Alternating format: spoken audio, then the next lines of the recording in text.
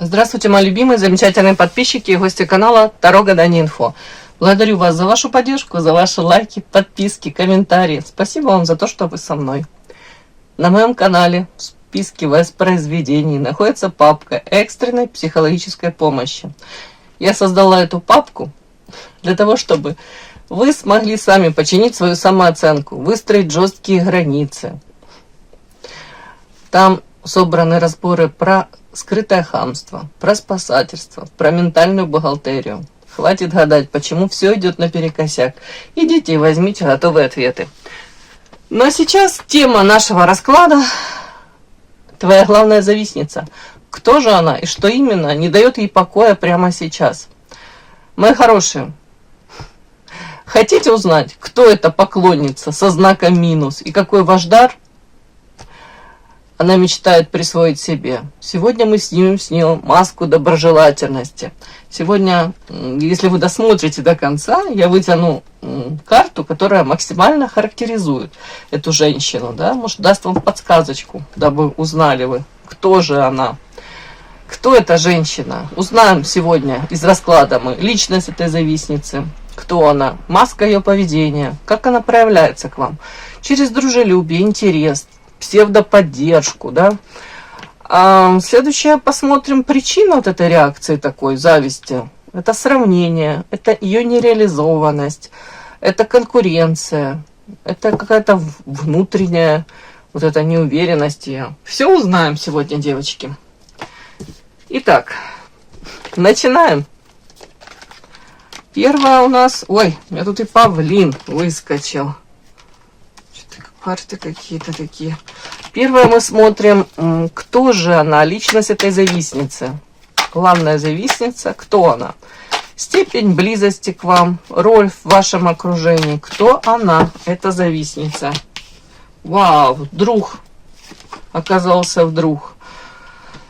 Офигеть, сразу показали, даже я не уточняла, это подруга ваша, получается, подруга-друг. При этом подруга, которая себя показывала себя и с хорошей стороны, и с не очень хорошей. То есть уже вы с ней прошли очень многое. И вы, видать, увидели ее в том самом каком-то нелицеприятном виде, может быть, вас отвернуло от нее. Да, тут вышла карта паука, паутины, и вот этот павлин. Так, неуверенность. Сейчас, девочки.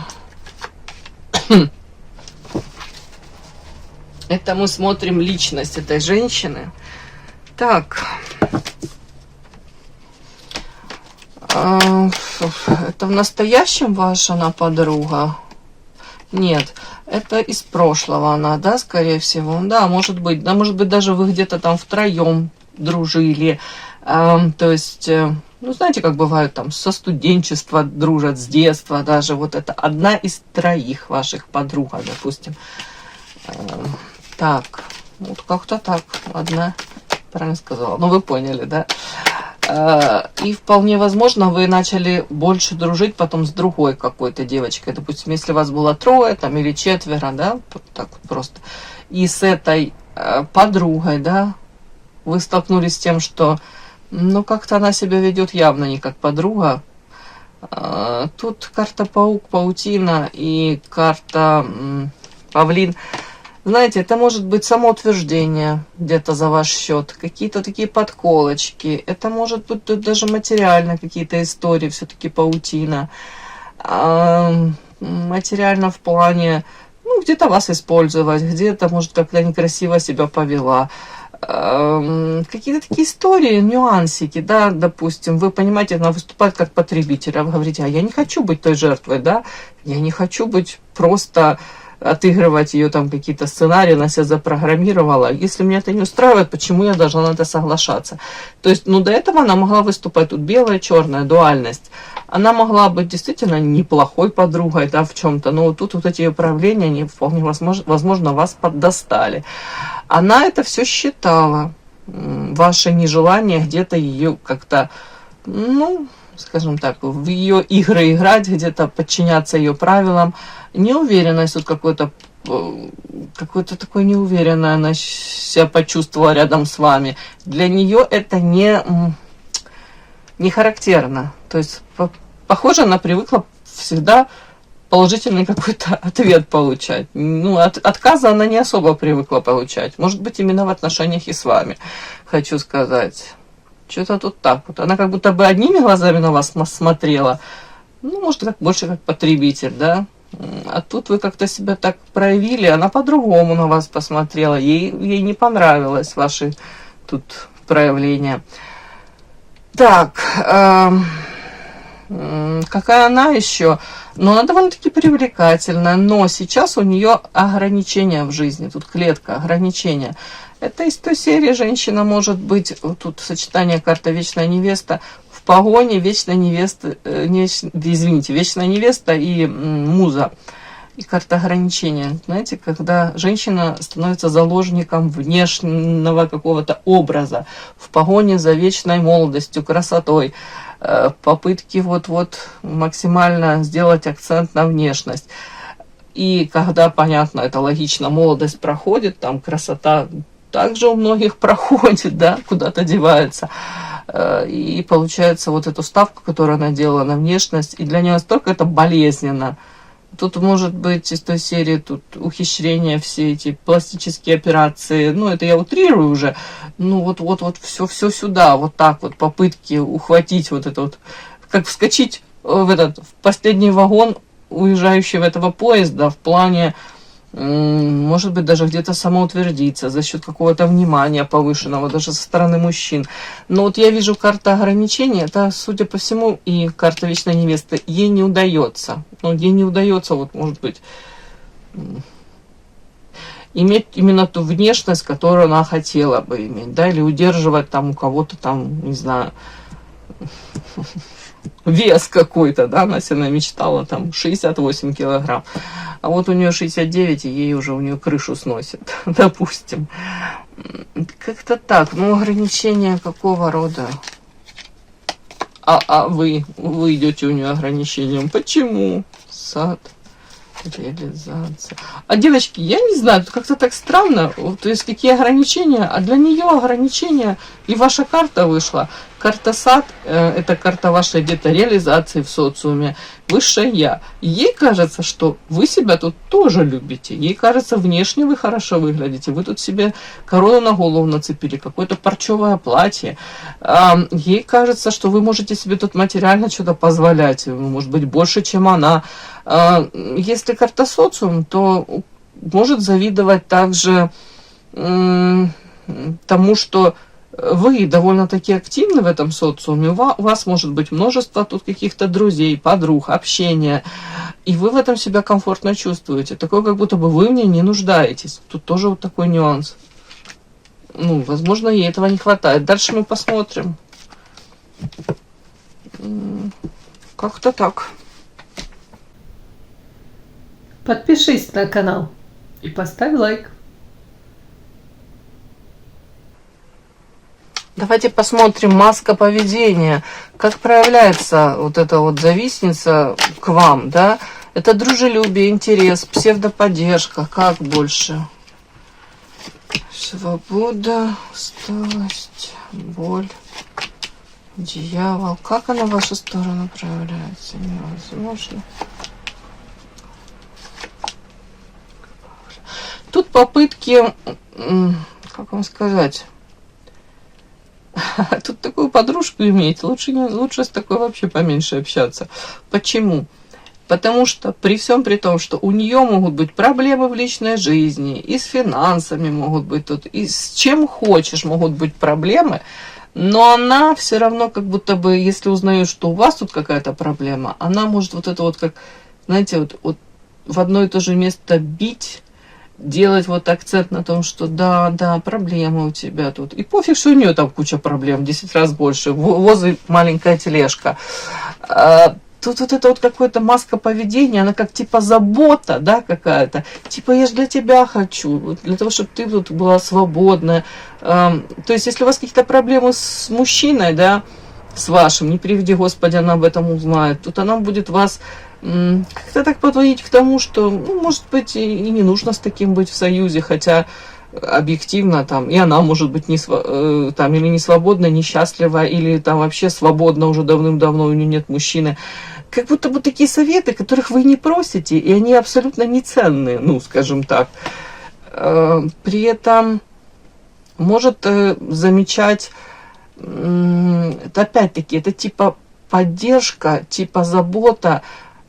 Ой, ты красивая, конечно, но ты так уставше выглядишь, да, вот тут карта, это уставшая женщина. Карта такой, типа, ну что там у тебя, то ли проблема у тебя со здоровьем, то ли, ну что, нужно себя больше баловать, ценить, вот как-то так вот. И тут может, между прочим, сказать, а я вот пошла там в какой-то спа-салон, а я там вот приехала из какого-то там санатория, там, вот тут такое, а я там провела время там с каким-то мужчиной, там еще что-то, как будто бы на фоне того, что вы тут типа а-ля плохо выглядите, вот она тут покажет, насколько она классно выглядит. Вот такой какой-то, такой даже дебильный какой-то. И при этом будет, ой, да, так же как ты себя загоняешь, ну как же так можно? Что-то тут такое вот, какие-то такие странные сравнения. И цель этого всего показать, вот как-то самоутвердиться на вашем фоне сразу. Даже самой себе доказать, ну, то есть она себе хочет доказать, что в чем-то у нее что-то лучше в жизни складывается, чем у вас.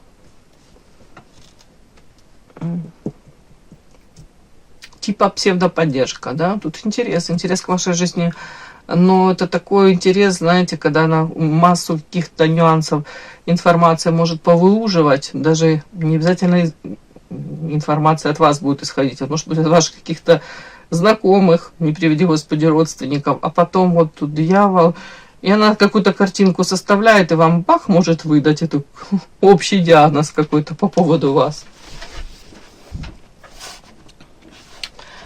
Так, такая поддержка, ну его нафиг.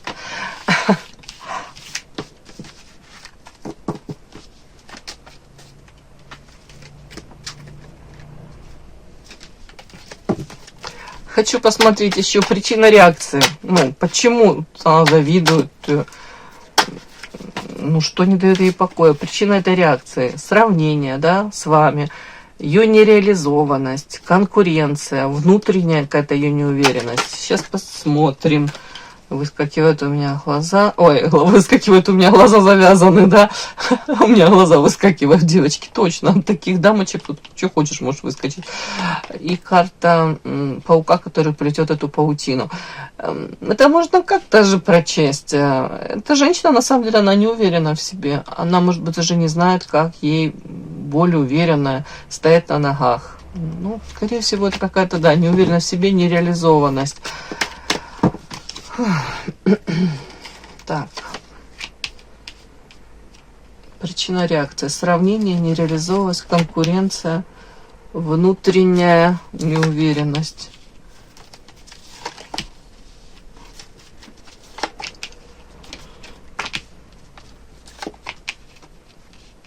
Ну, я вам хочу сказать, вы уже не считаете ее близкой подругой. 100%. Вы от нее закрываетесь. И одна из причин вот этой реакции такой, вот где-то зависть, где-то попытки узнать, подсмотреть что-то, карта глаза. Может быть, через кого-то из прошлого, через каких-то из прошлого, там у вас общие друзья, там подруги, коллеги, вот прошлое, динозавр, вот узнать о вас, подсмотреть, о вашей жизни, в общем, о ваших мечтах, о вашей, как вот тут карта звезда, в принципе, да, о вашем каком-то, может быть, у кого-то там по звезде, я не знаю, какие-то проходят мероприятия там, не знаю, если вы не любитель свою личную жизнь там как-то, ну, афишировать, да, фотографии какие-то выкладывать в соцсети, то она тут собирает о вас также информацию, там, где вы, там, в каком ресторане, с кем, что отмечали, с кем встречались, там, может быть, вот тут тоже как-то, если это из бывшего ваши какие-то там, ну, подруги, да, вы там периодически встречаетесь, общаетесь, то это 100% она в их соцсетях ищет вас, просматривает. Вот тут так тоже так может быть. Причина реакции – это ее эгоизм, это ее желание получать всегда то, что она хочет. Она считает, что она по праву это получает. Сейчас у нее как-то такое ощущение, как будто бы жизнь как-то не туда свернула. Незаслуженно, опять-таки. Ну, конкуренция тоже, ну, и сравнение, и неуверенность. Это все сюда есть, да. Все сюда можно. Плюс такой какой-то нюанс, я вам хочу сказать. Она, может быть, как-то уже себя проявила. Вот тут карта друзья, и тут человек за спиной держит этот меч, кинжал. То есть уже вы ее могли уличить напрямую или косвенно как-то, или для себя сделали пометочку, галочку. Ну, она как будто бы неискренняя, двуличная. Какие-то, может быть, мотивы этих поступков вас задели, насторожили, и вы закрываетесь от нее, вы не ищете с ней особого там повода сблизиться. Она все это считывает, она понимает. А ее это задевает, это ее эгоизм задевает, это ее самооценку какую-то задевает, самомнение задевает это все. Опять-таки, сравнивание тут, да, ей хотелось бы тут, не знаю, какие-то грандиозные планы воплотить в жизнь, вот такое, как вот если считать, тут звезда солнца. Тут, знаете, она может и вас сравнивать внешне с собой, и сравнивать вашу жизнь, ваши какие-то достижения, планы, амбиции тут у нее какие-то накрывают, захлестывают периодически. И она считает, что она этого может достичь, она этого достигнет, вот такое, как самоутвердиться, вот как бы, чтобы потом вот как-то так предъявить и показать, вот смотри, какая я, вот даже конкретно вам даже, может быть, даже через кого-то, вот, да, ну, такое, самоутверждение. Ну, тут внутренняя неуверенность идет у этой женщины. И зависть возникает как реакция на сравнение, при котором человек ощущает дефицит. Дефицит ресурсов, признания или внутренней вот этой удовлетворенности. У нее 100% сейчас вовсю тут внутренняя неудовлетворенность. Признание тоже что-то с этим тут у нее проблемы.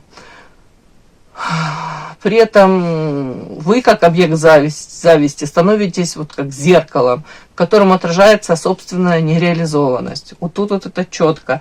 Вы со стороны можете смотреть и думать, боже мой, да у нее и то, и то, и то прекрасно.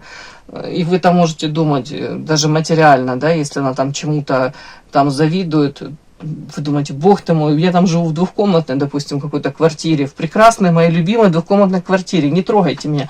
А у нее там особняк 4-этажный. И все равно ей будет что-то не так. Что-то не то, не так. Ну, это просто такие люди есть. Вот. Как это так? Тут она всегда найдет как будто бы повод для зависти. Опять-таки. И объект зависти, я уже сказала, это становится он своеобразным зеркалом. И вот ее нереализованность, ее какие-то тут амбиции, мечты, они не реализованы, поэтому где-то она на вас смотрит, подсвечивает, вот даже вот какие-то ваши там достижения для нее являются тем же триггером, может быть мотивом для, не знаю, такого какого-то роста, то ли карьерного, то ли каких-то там достижений. Что-то такое, тут амбиции присутствуют. Завистливое поведение чаще всего проявляется косвенно. Вот, через обесценивание, тут такое есть 100%. Через скрытую конкуренцию или типа а-ля формальное дружелюбие. Но я думаю, уже вы от этого формального дружелюбия так на вытянутую ручку держитесь. То есть тут остается конкуренция, обесценивание. Вот такие попыточки. Ну, тоже, мне кажется, уже вы это все не подпустите ее к себе и не допустите этого всего в своих отношениях с кем-либо. И это ее тоже касается. В общем, все эти проявления, это позволяет сохранять контакт, не признавая истинных чувств. Как бы она может не раскрываться, она может быть вроде бы как и присутствовать как-то в вашей жизни, но при этом истинных своих эмоций, намерений не показывать, да? Ваша задача не вовлекаться во все эти сравнения и не пытаться изменить вот это вот чужое восприятие. Вам самое главное сохранять эти ясные границы и опору на собственные ценности. И не позволять вот этим всем дамочкам влиять на вашу самооценку. Все, мои хорошие. Спасибо огромное за то, что вы были со мной. До новых встреч. И да, Не забудьте подписаться, кто еще не подписан. Подписка, лайк, колокольчик, можно комментарий. Ну а те, кто уже подписаны и все это делают, большое вам спасибо. Умнички.